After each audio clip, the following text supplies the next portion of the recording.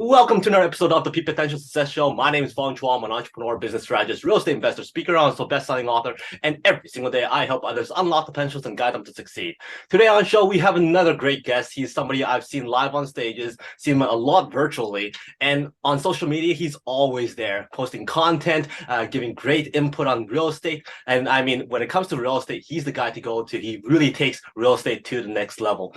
He helps a lot of his clients navigate through the wonderful world of real estate, showing him how to physically, mentally, financially, and spiritually become free with real estate. He is a person who I truly believe as well that you should and could be in real estate, and clearly shows people how, where, and when to get into real estate. So please welcome entrepreneur, real estate investor, and mentor, certified high performance coach, Mr. Phillip Warrick. Oh, you're awesome, man. Thanks for the wonderful introduction, Feng Shui. I appreciate that. Awesome. Thank you And very you're much. right. I believe that, anybody can, and I believe everybody should invest in real estate at some capacity. That should be definitely part. Not everybody, I understand, wants to, quit their job in 90 days and be a full-time real estate investor, right? But we have both sides of the spectrum. We have people that have no money, but they have time and they want to get into real estate. And I can help somebody like that get started because that's where I started. And then there's also people that actually have money. They have a good job. They don't want to quit their job in 90 days. And there's a place for them to get into the business as well. Right. And always a great investment for people that want to, buy and hold long term, buy, fix and flip and everything in between. So Yeah, I've been trying to preach that a long time too for a lot of my clients, friends, and family. I'm like, well, why do we all want to have these government funded bonds or GICs and all this other stuff, and not think about real estate? Jump into real estate. There's all different levels of real estate that you could get into, but people just think, well, no, once we are into real estate, we have to deal with 4 a.m. calls about broken bathrooms and all that kind of stuff. But anyway, we'll jump more into that later. But first of all, I just want to know your origin story. How did you become this next level real estate investor that you are right now? wow, that's a great question. So, like I said just a second ago, man, I started young. I started broke. And I remember like it was yesterday. It was my senior year of high school. And, I thought I was going to go to college like everybody else. And I remember talking to my dad. I was like, Dad, if I go to college, and I don't know where I got the idea, but I asked him, I said, hey, what would it take for me to buy a house and then rent the rooms out to my friends? And then, the rent would cover the payment of the house. So I'd either be living there for free or maybe even making a little bit of money. And Dad told me the best thing that he knew at that time was like, hey, you're going to have a really good credit and save up a down payment. If you can get 20% down and have good credit, then, the banks will finance you and you'll be able to buy a house. So I set out to do that. I thought, okay, well, I'm going to stay back. I'm going to go to community college, maybe continue working because I had worked for my dad. My dad was a missionary when I grew up and then turned entrepreneur. So I worked for him, growing up. And some people will say, hey, running a church is actually an entrepreneur endeavor as well, right? So I've been under the influence of an entrepreneur my whole life. But I was going to stay back and start saving money, building my credit, getting a little loan at the credit union for some rims on my car to kind of start building that credit. And that was the path I was on. And then one night I was watching late night television and an infomercial came on, Fung, and it was an old gentleman standing against a bar stool just talking about his home study system on how to buy houses with no money, no credit. I was like, okay, this sounds like a shortcut. Let me see what this is all about. So as a senior in high school, I ordered that home study course. And, I remember my best friend on a Saturday morning wanting to go out and hang out. And he's like, dude, get off the couch. That stuff doesn't work. You don't want to be watching that show. They're just trying to sell you something. And I was like, yeah, well, you watch. We'll see. We'll see what happens. I believe this really can work. And, so that was 17 years old. I ended up, making phone calls, calling motivated sellers, trying to do all of those creative financing deals, finding a seller that'll let you buy the house with no money, owner financing, all these things. But, I flipped a mobile home, right? Just a quick flip, got it, bought it and sold it as is and made a little profit. And then, we ended up buying our first house. I ended up getting married just a few years after that. So the first few years I was studying, learning, doing all of these things, not really having a lot of success. But then, bought our first house at the age of 21. And Oh, then the next year we bought like 2 or 3 investment properties and then another couple per year. And, after that, it was like, okay, this stuff really works, ended up going full time in December of 2003. And that's when I started getting more coaching, more mentoring, and, really learning from, the people that are out there teaching the information about how to get started in real estate. So that's really kind of my origin story. I think I went kind of long there, but Oh, that's awesome. I mean, there's not many people start off in real estate so early. And your story, like I can't even fathom a 17-year-old going, you know what? I'm just gonna buy a house. Like that, their first thought was to do that. And I was just kind of imagining your dad. Did he just go, oh, okay, that makes sense. I'll tell you this is what I know? Or did he kind of take a step back and go, wait a minute, where did this come from? yeah, well, my dad, like I said, he was an entrepreneur his whole life, and he had a work ethic that I picked up from him. I remember working with him side by side over the years, and the sweat on his brow as we're working side by side, and he had that work ethic, right? So I think with him, that was just kind of what he knew. Like, he didn't know the creative real estate things. And unfortunately, my dad was diagnosed with pancreatic cancer when I was 20. He was diagnosed in January of 2000 and then passed away in April of 2000 at 44 years young, right? Never drank, never smoked. And so I lost him at a very young age. But since then, like, my mom, she was a stay-at-home mom. She was, a missionary's kid, a missionary's wife. She never really worked. And she was struggling trying to figure out how to run the businesses after dad passed away. And I was given the opportunity to actually purchase the business from her. And when I say I went full-time real estate in 2003, that was me selling the business that I had taken over when my dad passed away, and I bought it from my mom. And, I remember dad was holding on, holding on and holding on. And I whispered in his ear, I said, Dad, I'll take care of mom, right? Those were the last words that I spoke to my dad. And he took his last breath, like literally right after that, right? And so I was able to purchase that business from my mom. And, we did the creative financing thing because I already had these ideas of creative finance through what I had learned in real estate. And so she owner financed the business to me, owner financed the building. So she created a cash flow from that. And then she lost a lot of money in the stock market that she had gotten from his life insurance policy. Like, literally that same year, the stock market crashed and she was all in the stock market. And so we were able to take what she had left and invest that in real estate. So mom's been literally my first private investor, and she's never had to work since then, right? I have literally taken care of my mom through her investments over these past 23 years now, right? Wow. And it's been great because she's been an investor. We make money, she gets profits, and she gets cash flow. She helps in the business too. Like, she works because she chooses to, right? But she hasn't had to work since then. And that was because of using leverage and using real estate investments and those kind of things, right? So I Wow. think dad would be proud now, is what I'm I'm trying to sure say. he is. Taking you back to that instant where you had to make that first call to a potential seller, potential buyer. Like, what was that like for you? Like, did you stand there, look at the phone for a while before you start dialing? And how did you go through that process, overcoming that, let's say, initial fear? That's funny because a lot of people, that's the thing, when they start getting coaching, they're like, well, what am I going to say to these sellers? Like, literally the first step in this business is talking to motivated sellers. I'm not picking up the phone calling real estate agents with the house for sale, because once the house is on the market, it's too late, right? So with the course that I bought, he was nice enough to include scripts. And scripts are like the lead sheet that you're going to use when you're talking to sellers, right? The questions to ask, the conversation to have. So once you have a script and you start following that script and you start reading the script when you're on the phone with somebody, they can't tell you're reading. Like, your goal is to make it sound like you're having a conversation and not like bullet point, question, question, question. But once you have a script and you memorize it and you get really good at it, then you learn how to have a conversation around that script to gather all of the information that you need. And our goal is to find a motivated seller.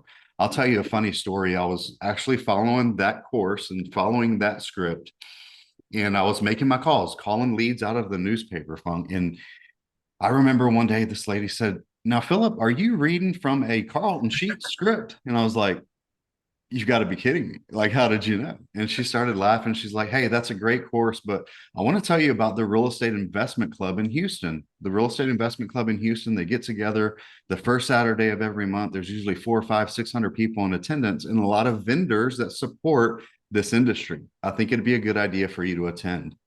And that was, I think, 2001, 2002. And that's when oh my God, like, oh my, there's people out here like literally supporting this whole thing that I thought was like a fake infomercial on TV. Like, this is real. Like, this is a group of people in my own community, 500, 600 people a month meeting. And that's where it started. Like, they would have keynote speakers come in and sell their trainings. And, it was just great. Like, just to have that knowledge and that information. And what happens, Fong, is that the more you do it, that repetition, making those calls, talking to sellers, even though you're uncomfortable, then eventually that comfort comes, you know what you're doing. And eventually those no's and those people hanging up on you start turning into appointments that turn into deals. I remember I took so long to even call a lawyer.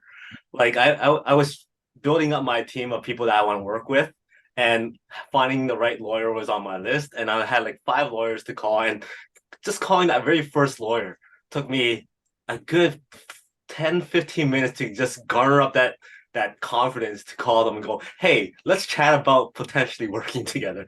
And looking back now, I'm like, I'm talking to lawyers, I'm talking to property managers, I'm talking to all these people at a consistent basis, and I don't even think about it. So yeah, it's something that when you put your mind to it and you do it a lot, it gets a lot easier. And I can't imagine that instant when you're talking to that person and goes, are you reading from a script? It's like, no. And then they'll go, well, you're gonna say this, I'm gonna say this, you're gonna say this. I was like, how'd you know? Yeah, um Something we talked about at the beginning of the interview here was that real estate is something that lots of people should be in, whether it's in a low capacity, high capacity, whatever it is. Real estate should be in some form of investment in a person's portfolio. And I want you to go a little bit into depth on that. And how, if a person has zero money, zero credit, and a person who has lots of money, and a person who has lots of credit, what would their portfolios look like if they were to go into real estate?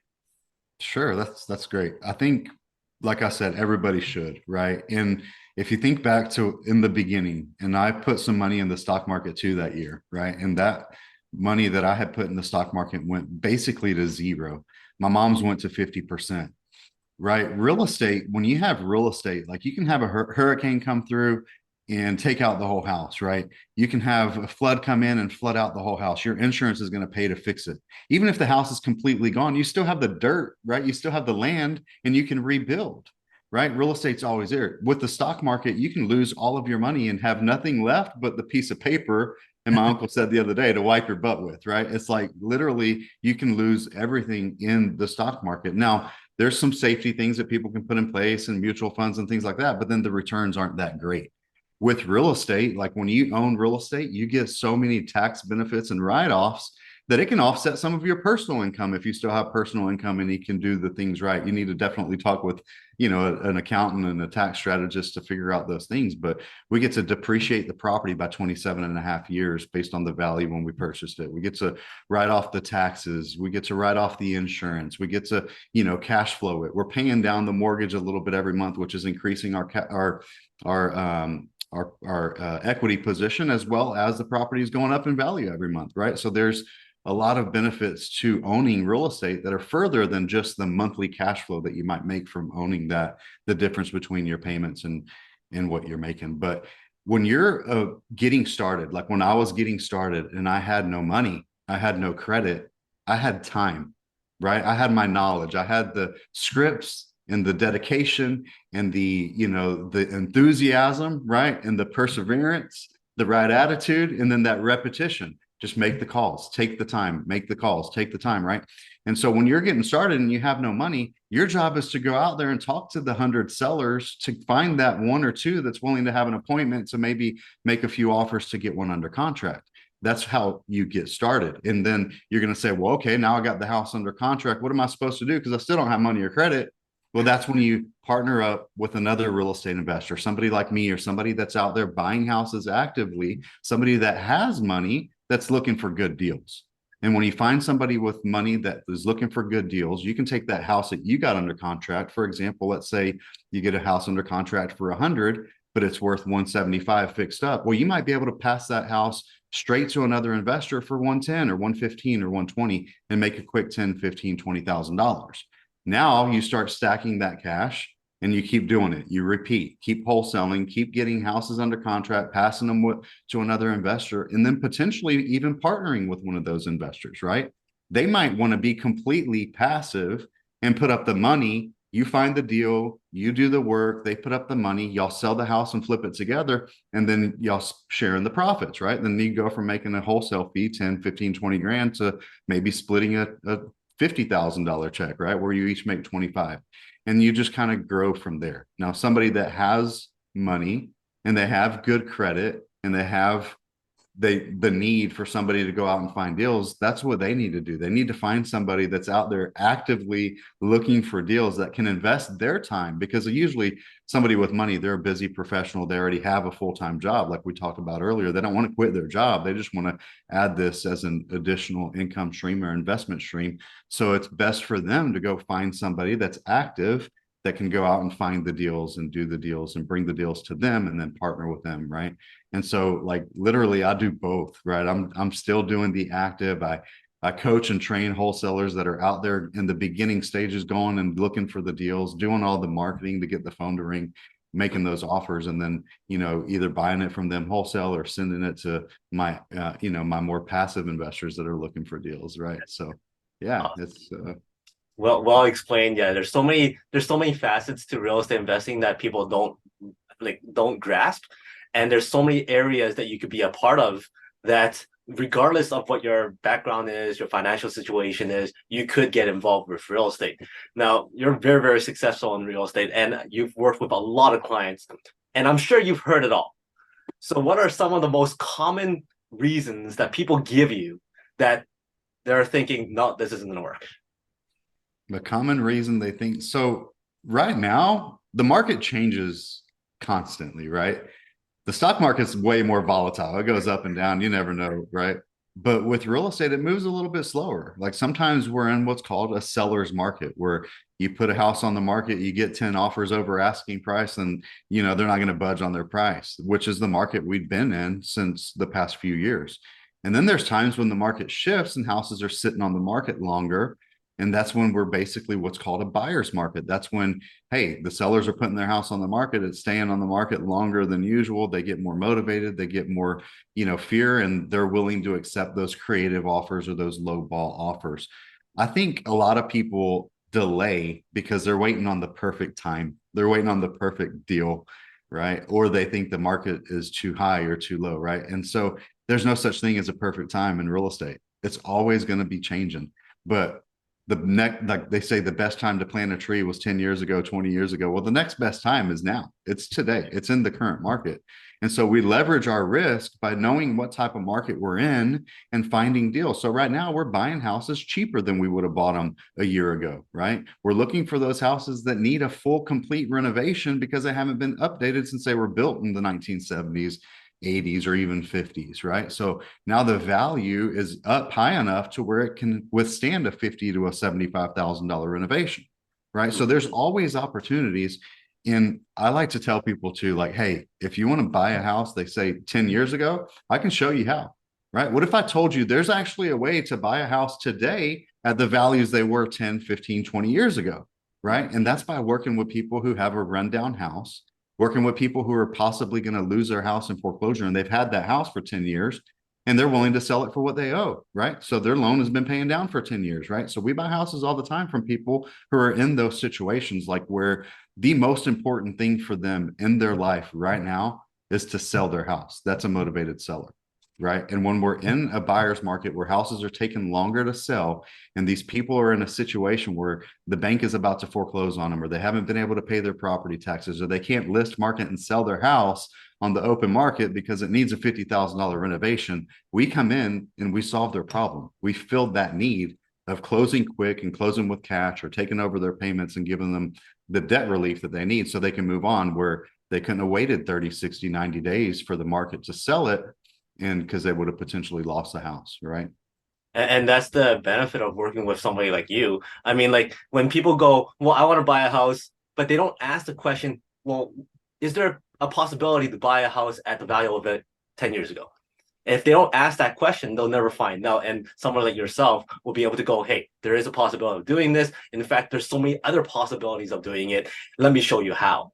Now, when we talked about at the beginning about why people don't, some other reasons why people don't want to be landlords is dealing with the tenants. And as you know, real estate is a people's business. You deal with relationships, you talk to people. And so when it comes to working with people, how do you deal with difficult tenants? How do you deal with sellers that are pissed off because you're offering something low? How do you navigate through those conversations? Man, Fong, have you been watching my social media? Have you been watching my videos? It's funny you would ask, because you know what? I've started doing a lot with the short-term rental industry right now. This is, Airbnb, for lack of a better term, but the STR business, which is basically fully furnished houses that we put on Airbnb, vacation rentals by owner, booking.com, and those types of websites where people can come in and rent our houses for 2 nights, 3 nights, a week, a month, right? So they come in more temporary. It's a fully furnished house. They might be coming into the area for work. They might be coming to visit family in the area. They might be coming to my hometown to go on vacation and go see things in Houston, believe it or not, right? So over the years, when I first got started, my goal was to buy houses, fix them up, and rent them out and make $200-300 a month cash flow. And then I would put somebody in that property who actually wanted to buy the house, because I thought, hey, if they have a rent to own option to purchase the house, they're going to take care of the house like it's their own. They're going to give me, 5 or 10% down for like an option deposit instead of just the first and last month's rent. So they're going to take care of it because they got some skin in the game. And then I'll help them fix their credit. And once they fix their credit, a year down the road or 2 years down the road, they'll buy that house from me. So I looked at it like, hey, if I want to create enough cash flow to replace what would be like your goal for income, like say you want to make 120,000 a year, just to make the math easy. Well, that means you want to create $10,000 a month cash flow to replace your job so you can quit and go full time. Well, if you're only making $200-300 per month per house, how many houses is it going to take to get to that elusive goal of $10,000 per month? It's going to take quite a bit of houses. Like we're talking like what, 50 houses at 200 a month? And it's like, oh man, how long is it going to take me to accumulate 50 houses? Well, I figured out that if I can buy a house at below market, let's say we have a 20% equity position in that house, a $250,000 house with a 20% position, that's 50,000 per house. Well, if I can buy that house, fix it up, and put a rent to own person in it, I'll make the $200 or $300 a month for a year or two, help them fix their credit, and then they'll buy the house from me and I'll cash in that 50 grand. That sounds great. Now I'm going to have 50,000 a month coming in. If I do one of these a month and fill this pipeline, a year from now, I could have one a month cashing me out. Well, I set out to go a little bit ambitious. Like, what if it goes wrong? I'm going to do 4 a month. So I literally started getting coaching, started buying a house a week and fixing them, putting tenant buyers in them. And what happened was 2008, right? We've all heard about 2008 and the market crashed. And where I was set up, I had 57 houses on the books doing this pipeline, right? And some of them worked out. Some people bought the house and they fixed their credit. They did what they were supposed to do, but most of them didn't. And when the market crashed, they realized, hey, I'm further from being able to purchase this house.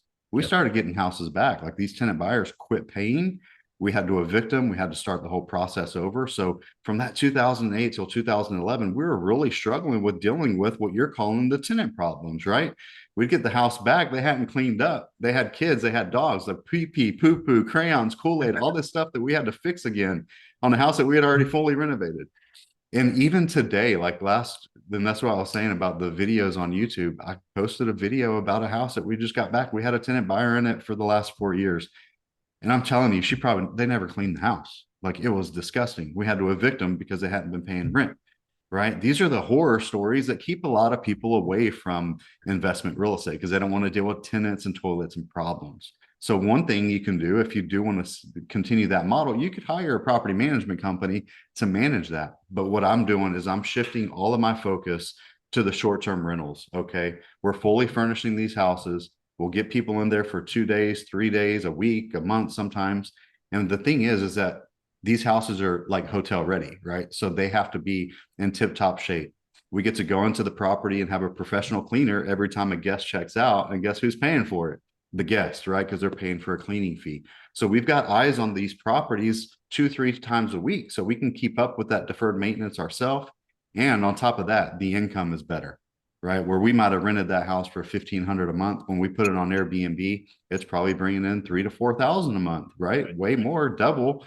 But there's more expenses, so the profit's not that big. But instead of making $200 or $300 a month profit, we might make $500 to $1,000 a month per house, right? And so that's the strategy that I'm using right now in my business, even on the houses that I want to flip. Like I'll buy them, I'll fix them up, put them on Airbnb, hold them for a year, and then I'll do a profit analysis. Like, hey, how much cash flow is this bringing compared to the value of the property?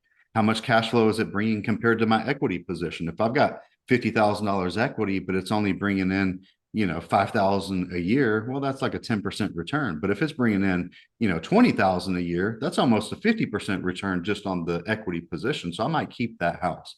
The ones with the smaller ones, I'll sell them, cash out, get that $50,000 hit, and then invest that into a bigger opportunity, invest that into one of the deals with the investors net worth that we're all part of, or, with the, somebody else that's going to go do the active work. And now I'm the passive investor, right? So it's turning that income from my active investing into wealth, with passive investing.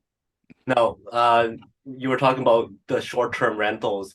That took a big hit during the COVID times when people didn't want to jump into short-term rentals or vacations and stuff like that. How did you navigate through that? Yeah, that was really a scary moment for us. And it was interesting because I started hearing about, the short-term rental business, and we had a house on the lake in Lake Conroe here in Texas back in before the 2008 crash. And we also had another lake house in Livingston, and we were using vacation rentals by owner back then. But back then it was really clunky. Like we were sending lease agreements, getting deposits by check in the mail, and then having to give them their deposit back. But it was great. Like we had vacation rentals that were profiting and making money. But after '08 happened, we did end up selling those, right, in that crash.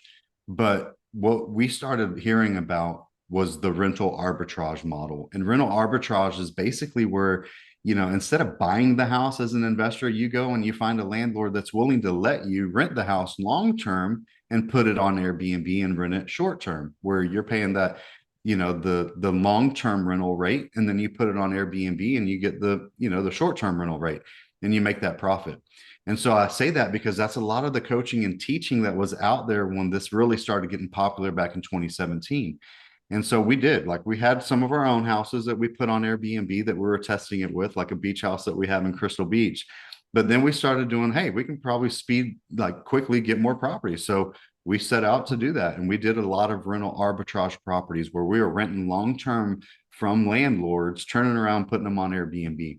And then 2020 came, right? March of 2020, Airbnb literally let everybody had reservations cancel their reservations and get a full refund. And that left us with all of these houses vacant. And so I went to each of the landlords and I talked to them. I was like, hey guys, here's what, so they were going to be willing to work with us and do different things. But what I learned too in that 3 years, right? So November of 17 is where I really started getting heavy in the Airbnb. And then 2020 came. So it's like 2.5 years after I'd gotten started. I learned that the rental arbitrage wasn't for me. Like here I am, I've been a real estate investor since I was 20 years old, right? And I went from being the landlord to being a tenant in all of these properties. I quickly realized that I'm paying rent and this guy's buying the property, right? He's getting all the depreciation, the appreciation, the principal paid down, all of the benefits of owning investment real estate. I'm doing all of the work. And then even though I'm a tenant, the landlord's supposed to fix stuff when it goes wrong, but I can't wait for them 2, 3, 4 days because I've got guests in the house, right? So now I'm fixing up a property I don't own, paying down a mortgage that's not mine, right? He's getting all of the benefits. And so when 2020 came, I actually was able to convince most of these landlords to let me out of my lease, by using that, what was coming, like, hey, there's no renter, we can't rent. Like, so most of them were gracious enough to just let us out. And then we did one at a time. Like when everybody else was hunkered down, and, not able to go out. We were literally running around unstaging these houses, moving those properties from properties that we were renting and moving them into properties that we own. And slowly but surely, we got rid of all of the rental arbitrage properties. And now every property in our portfolio, we either own or we're a partner with a real estate investor that's a passive investor. And we just turned on number 24 yesterday, this past weekend. We sold one of our houses and the furniture just moved to another one. The tenant that we just evicted, we've already turned it around, cleaned up all the paint, replaced all the fixtures, and closed on a house that we sold, moved all of that furniture to there. And my team is over there right now putting the TVs and hanging everything up and getting it ready. So we'll be up and running on Airbnb with that house. I would say next week, after literally just over a month from getting them out of the house, right? So every property now we own, and that's how I'm navigating it. And like with the short-term rentals and the houses that we're doing, it's not like home runs. Like there's some people that have houses and destinations that might do 5, 10, 15, $20,000 a month, right? But I'm doing this as a strategy to buy and hold my houses, right? I'm doing this with houses just literally in the suburbs, not vacation. I'm not have our beach house and our stuff in Galveston Island, Texas as well, but we're doing it with houses in the suburbs, houses that we would normally just hold as long-term rentals. So that's absolutely amazing. I'm thinking about the conversation that you would have with those landlords, trying to get out of the lease and working with them and whatnot. How do you approach potentially difficult conversations or negotiations or something like that? What's your mindset when you're going into those? Well, we have to think about what's in it for them, right? We've all heard the WWIFM, what's in it for me? And that's what's in it for me, not me as the person going to the person I'm negotiating it with, but the person that I'm negotiating with. Like we got to put ourselves in their shoes, find out what their needs are, and have a real conversation with them and letting them know where the problems are, what the situation is. And most people are willing to help, right? It's like when you think fear, well, fear shows up, right? When you expect what you ask for, well, then you get back what you ask for, but you have to go with what's in it for them. You have to go in it with that mindset, right? So like with these leases, like, hey, like guys, we're either going to be late, not be able to pay and have a problem, or you can just let us out and you guys can, solve the problem. You can have the house back. And, a couple of them kept my security deposit, which was fine. Hey, keep the security deposit if that helps you to fill the gap. But I'm sure I even offered to help them. One of the gentlemen, we marketed the house for him. We helped him find a tenant and find a replacement for us, right? So you have to find out what they need and figure out exactly what's in it for them and how you can solve that need, right? We have to go with a servant's mind and a servant's mentality. Like, hey, we're going to do whatever it takes, right? We're going to do whatever it takes. You're a person who really, really values family, as I can see on your site and your photos and whatnot. How involved is your family in this business? Are all your kids involved? Are they active in the real estate area, or are they kind of more hands off? Do you have a timeline as to, okay, we'll start introducing them into investing in business and entrepreneurship at this age, or you just let it kind of flow as it comes? Yeah, we're blessed. My wife and I, we got married young. We had our first daughter when we were 21, like literally first house, first kid. We have 3 daughters and 1 son. And, our older daughter now has 2 of her own kids, right? We started young, she started young. And they're all completely into real estate, interested in real estate, but they're still all pretty young. Our older daughters, they have helped a lot with the houses with cleanings, right? It's given us an opportunity to put them on the payroll, let them do some active work within the business. Because here's the thing, when you're investing in real estate, that's supposed to be a passive investment. First of all, there's no such thing as passive, right? Because you still got to manage it, or you got to manage the management company. But the thing is that when you go to short-term rentals, it's even more active, right? We've got people checking in and out of houses. We're running a hotel out of every one of these houses. So in between guests, we have to have cleaning ladies. So it's given the opportunity for our daughters to really be at these properties, to go be the cleaning ladies. And, it's a really easy window. You've got from 11 a.m. when people check out until 3 p.m. when the next guest potentially checks in. So that's easy for them, like a, 4-hour window during the day where they can be available to do cleanings and earn some money and learn about the business and contribute. And then, like I talked about my mom before, like she's been a private investor and she partners with us on a lot of deals, but she loves to stay busy, which thank God, because I think it keeps her healthy and it keeps her young. So she manages all the cleaning ladies and helps to book everything and to make sure that, there's somebody going to be going to clean. She does some cleanings herself as well. So it has become a really, really big family operated business. We have our trades. We have people that aren't family, you know what I mean? But we do have a lot of involvement with our family and my mom and the kids for sure. So Nice. I like how you mentioned that it keeps her active and keeps her young and involved, right? Because that's something I find that a lot of people, once they sit back and they get comfortable, they stop learning, they stop becoming energetic. And when you're involved with stuff like this, you're very lively, which is good for a person's health. What would you say is one of the most creative or most challenging deals that you've ever done? oh wow. So the most challenging deals that I've ever done have really came from the big problem tenants, big problem people. I would say one that comes to mind, we did rent to own a lot. So a lease with the option to buy, and maybe they had 5 or 10,000 or 5 or 10% to put down. But sometimes people would come to me knowing like, hey, we're not going to be able to buy a house, but I've got 20% to put down. Would you just owner finance it to me? So we did a lot of owner financing as well. So we would get, people with a big down payment, and, our goal was the same. Like, hey, we'll owner finance it to you, help you fix your credit, and it'll make it easier. 2, 3, 4 years down the road, maybe you can refinance and cash us out and pay us off. Because our goal is to sell this house. Like, we don't want to stay in it forever. And so we did a lot of those. And I remember one, it was like some people are professionals, right? They're professional con artists or whatever the case is. And this lady, she paid the down payment, moved in, and then slowly started to pay late and then didn't pay. And then it was like, oh, we've owner financed the house. So now I don't go to eviction court. I actually have to start the foreclosure process. So I start the foreclosure process on her and she files bankruptcy. And so now she drags this thing out through bankruptcy court for 6 to 12 months. Oh man. Meanwhile, she's not making a payment, guys. So I'm over here having to make a payment on the house that's not bringing in income and going through litigation to try to get her out. I'm serious. She used bankruptcy, got kicked in and out of bankruptcy. I think it was 2 years of her going in and out of bankruptcy before we were finally able to foreclose. And then we foreclose, and then we have to go file eviction. We file eviction, and then she starts lawyering up through eviction court, manages to drag this thing out another 6 months. Like literally, that's the worst, like the hardest part we've ever gone through in this thing. Like literally 2.5, 3 years of no income. And we had to protect our investment and our investors as well. So we had to continue making those payments regardless of what was going on. So that was a pretty tough situation. And I said it earlier, there's no such thing as a perfect deal. Like I can go look at a house, make an offer, get it under contract based on what I think the renovation is going to come in at. Renovations never come in on target.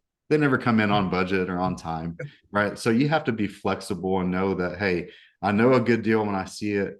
There is a level of risk, but it's an educated, calculated risk. We look at enough deals, make enough offers, and do enough of this, that some are going to be home runs, some are going to be, just good enough. Some are going to go wrong, and if you can hold real estate, it will fix itself, right? So the longer you can wait, if you end up where you're upside down or you overspent, or there's not going to be a profit, well, hey, just hold on to that property for 5 or 10 years. As long as the monthly income can service the debt, you're going to be okay, right? As long as the monthly income is equal to or more than your monthly expenses, just hold on to it for a while. Let real estate do what real estate does. Let it go up in value. Let the principal of the loan get down. Let you get back into a seller's market, and eventually time will heal. And real estate's very forgiving. It's very forgiving. It's not a get rich quick scheme. It's a get rich for sure, but you have to have that persistent, continuous action and just don't quit. That is amazing. For an investment property that had no income for 2.5, 3 years, and that still did not deter you from continuing on with this journey on real estate investing. So lots of people are like, you know what, the tenant didn't show up to their viewing, I'm out. So what you've done was absolutely amazing, and that is something that not many people is able to withstand. Something you're very good at is showing people how, where, and when to get into real estate.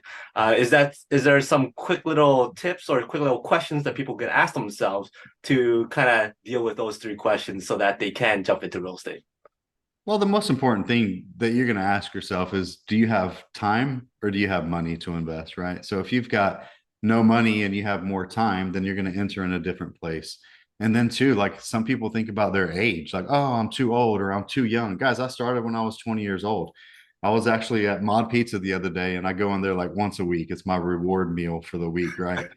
And the guys that work there recognize me and they start talking to me and things like that. And this young guy, he's still in high school and he's like, hey, I don't know what I'm going to do. So I really, well, what are you thinking about? Well, I'm thinking about enrolling right in the Army or the Navy, or I'm thinking about this. And he's going to like an accelerated school, which is basically where like you don't want to go to regular class and you're going at your own pace, and like I can probably get my credits and be done here pretty quick. And I mentioned David Goggins to him because David Goggins is this like Navy SEAL that's gone to the like 3 times through that whole thing, and he's like, oh yeah, I've listened to him, and that's really good stuff. And I was like, look, you've got two choices, man. You either get started and keep getting hard, like David Goggins talks about, and working on yourself. And he's like, man, I know I'm destined for greatness. This is an 18-year-old kid, you know what I mean? And so I gave him a free copy of my book, Flip Your Way to Financial Freedom. I said, listen, if you need somebody to talk to, I'll help you, I'll coach you, I'll show you the way, show you how to do real estate if that's part of what you want to do. But you've got to pick what's right for you, right? You got to do what your heart says to do. And if you want to go serve, man, God bless you, go do it. That's a great, because they'll help you as well. Some people need that, right? They need that discipline. They need those things. So regardless of what direction he goes, he's destined for greatness. I can tell from his character, right?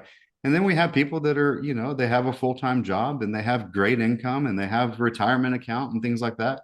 Then they need to partner with somebody that already is doing it, or somebody like him that will go out and look at all the houses and bring the deals and bring the opportunities so they can keep their full-time job. And then there's a hybrid like me, like some crazy people just do it all. So. Awesome. Legacy. What's your legacy message? If you were on the stage, world stage, and you had one message to share with everybody to remember Phillip for, what's that message? You know what? You're more capable than you give yourself credit for. You've got more time than you realize, because a lot of what we do, we're like killing our own ambition with procrastination, with self-doubt. I've been getting coached for the past, year and a half, really high level coaching that's really been pushing me past my comfort zone. I've been doing this business for 20 plus years. And, it's this whole mentality of like start unknown, finish unforgettable. I've been doing this for 20 years. I just haven't been talking out loud about it, right? Because I'm scared of somebody finding out about the one deal that went bad, but if we let that 1 out of 100 keep us from getting in, we're never going to get in. And like I keep saying, like everybody should invest in real estate at some capacity, whether you're, doing it actively or you're going to do it passively. Make it part of, because you learn so much, not just about real estate, but you're going to learn stuff about yourself, about your confidence, about negotiating, about doing deals, about finance, about return on investment. And all of these things are great, right? And so, I mean, that's my call. And I hope anybody, especially my family and my kids, rather they want to be doctors, lawyers, go get a job, whatever they want to do, I tell them the same thing, right? Do real estate too. And they all say that. Look, my son wants to be a basketball player, but I'm going to do real estate too, Dad. I'm going to do real estate, right? And so no matter what they do, I think they can have investment real estate, and it can be fun. You got to, just choose your lane and be willing to do whatever it takes. And, but yeah, there's going to be some challenges. There's going to be good ones and there's going to be bad ones, but we have to continue with that enthusiasm that we talked about. Awesome words to live by. I know there's a lot of houses waiting for you to get to buy, so I'm gonna have 5 quick questions for you before I let you go. Right. Number one, you're stranded on the deserted island. One food to eat for the rest of your life, no consequence. What would that be? Wow, man, I really like pizza. I haven't That was eaten a my lot of guess. seafood. Hollywood calls and says, "Hey, we love your story. We want to do a biopic on you. Who would you cast to play your best friend?" My best friend? Oh, let's go with Matthew McConaughey. Matthew McConaughey, hey, shows up at your door. He's like, "Hey, I got casted to play your best friend. Let's hang out. Let's get to know each other. Boy, I'm hungry." And you go, "You know what, Matthew? Don't worry about it. Give me a few moments. I'm gonna fix you something nice. What's that special dish that you could whip up?" Wow, that's gonna be a picanha, a Brazilian barbecue steakhouse. Yeah, like I don't know if you've ever eaten at Fogo de Chão, but I grew up in Brazil for 10 years, and so the Brazilian food is really what I would serve for sure. Hidden talent that not many people know about. Hidden talent many people don't know about. I like to sing. I don't know if I'm good at it, and I don't do it much in public anymore, but I love singing. Singing in growing up in church, I always sang and was on the praise team and things like that at church. And so my favorite part of church was literally the worship service part of it, right? Like I could just get the worship service and get out of here instead of falling asleep with the preacher. But yeah, I love to sing. Well, now that you say you love to sing, I'm gonna put you on the spot. Oh no, no. So, you're because normally I would go with the five questions. I'm gonna add this other question to it, and that is you're on a road trip, and for one reason or another, this one song goes on repeat over and over again. What's that one song you don't mind listening to for hours at a time, and could you sing us just one line to it? Wow. That's really putting me on the spot, man. I don't know if I can think that quick. One song that I wouldn't get tired. I like some I like Jack Johnson songs. I can play those a lot, but I'm not gonna sing for it. I'm not gonna sing for it. But no, it would probably be some really nice praise and worship music, to be honest with you. Some motivational praise and worship music. Oh well, I tried. Last question. Well, number from 1 to 4. 3. 1, 2, 3. If you had to relate success to acrobats, how is success like acrobats? Acrobats. Wow. Can I pick number 4? No, acrobats. I think you always got to be prepared to move, right? Prepared to change. You never know what's going to come your way. So, yeah, just be able to go with the flow. Awesome. So that's how success is like acrobats. Just so you know, number 4 was stickers. Stickers. All right. We'll just All go right. ahead and stick with acrobats. So stick Um, stick with it, man. Stick with it. Don't Sounds quit. good. Any last words from you? Man, I think no, I think I'm good. I think this was great. And whether it's me or you or anybody, right? Get coaching, right? The accountability. People say, hey, how much does coaching cost? Well, it might cost you your dreams. It might cost you not being able to get going. It might cause you to get stuck and not go after what you need. So when I went from, trying to figure it out on my own with the home study course and the books and all of that thing, it took me 4 years to do my first deal technically. But once I started getting coaching, I went from doing a few deals a year to doing a few deals a month. And I couldn't have done it without coaching. And even now, 20 something years into it, I'm still learning something new every day. I still get coaching. I'm still pushing myself to the next limit. I'm still doing the things that I say, like most people, that I don't know if I can afford coaching. Well, I still push myself to get coaching that I don't know that I can afford. And then I grow into the person that can actually meet that. And once you learn, just pick up one thing from somebody that's already ahead of you, it can change your business and your life forever. So get coaching. That's what I would say. Awesome. Well, thank you very much for your time, your stories, your tips. I learned a lot, and it was a great time. Time flew by very fast as well, so that means I really, really enjoyed the time that I had with you. Thank you very much. For everybody else, make sure you connect with Philip. What's the best way to connect with you? Wow. Social media, Facebook, phillipwarrick.com. I mean, my name's right there. So that'd probably be the easiest. If they just go to the website, get on my newsletter. I don't send out a whole bunch of spam. I send out like a weekly newsletter, and it's when I feel like it. So weekly might mean 2 or 3 times a month. You know what I mean? Or I'll send out information of somebody that I've connected with, good, valuable information for people there as well. And if you want a free copy of my book, Flip Your Way to Financial Freedom, it's a great book to get started in learning how the whole wholesale, it's based around doing wholesale real estate and finding deals, right? So you can get a free copy of that digital book there as well. And I've got other resources, but just reach out, phillipwarrick.com. Awesome. So All everybody, right. make sure you reach out to Philip, get his free book. I'm sure you're gonna learn a lot and you enjoy it. There's got a lot of great content on his videos, so make sure you connect with him. Once again, he is Philip. My name is Fong Chuan. Until next time. Today is the day to lock your peak potential. We'll see you later. Well done. Thank you.